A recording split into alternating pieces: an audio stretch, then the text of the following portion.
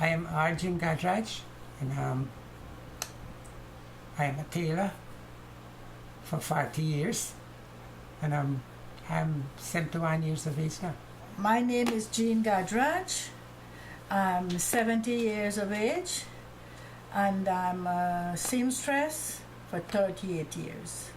At the age of 10, 12 between, I watched my mom sew some little things for herself, like bed sheets and all these things, pillowcases and so.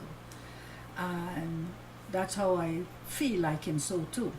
So at the age of 14, I started sewing little things for myself, like a little top or a little skirt. So my mom saw that and she said, okay, you can go and take some lessons from somebody. So I went to a lady, another seamstress, and I was there for 6 months, and this is how I became a seamstress. Because I started sewing clothes for the neighbors and so, friends, family.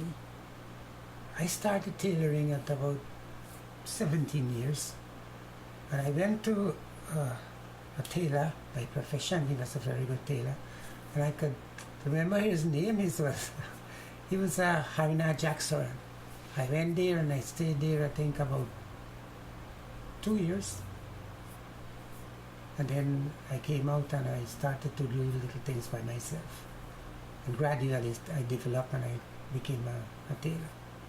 And I did that like for 40 years. When I went in, he gave me like little simple things to do, like little minor stitching, not the too difficult things to do. And we did hemming and we did pressing, like open the seam of the pants and turn it up, hem the fold, and things like that from the beginning. Until we have like different ideas, and I used to go there. I sew in the day, and then in the night I went to his house, and he learned us to cut in the night. So we go there and we stay up there very late, sometimes 11, 12 o'clock in the night, because he had a business and you had to wait until it closed, and then he showed us how to cut in the night. So we take lessons to do cutting. What was your first piece of clothes or cloth that you worked on? A simple, like a simple V-neck shirt. The first piece I sewed was a little dress for my niece.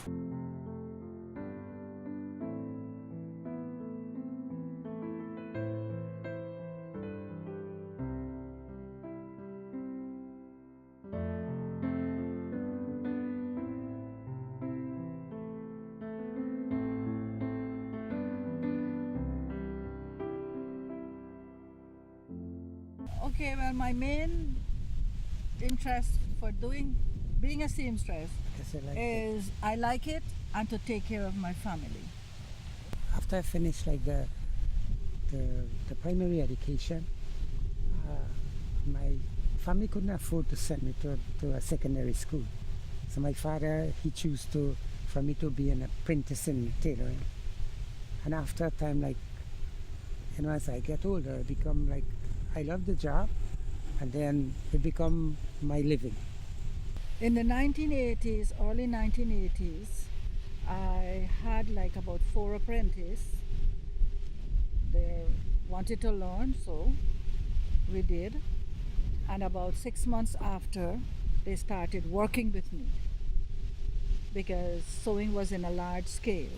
Yeah, We were the shop, the tailor yeah. shop. The sewing Well, our room, sewing room was under our house. It was 3 rooms, 2 large ones and one a little bit smaller. My husband was in the smaller one because he was right up in front. He had no people to teach. So I had these girls, so I took the 2 large rooms at the back.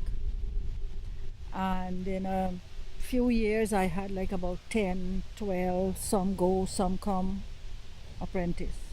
It was like this until I migrated to America in 1994.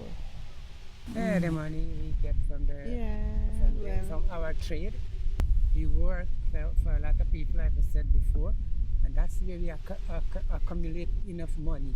Accumulate enough money for, like, to pay for like medical and other expense, and you pay for the visa and you buy the ticket and stuff.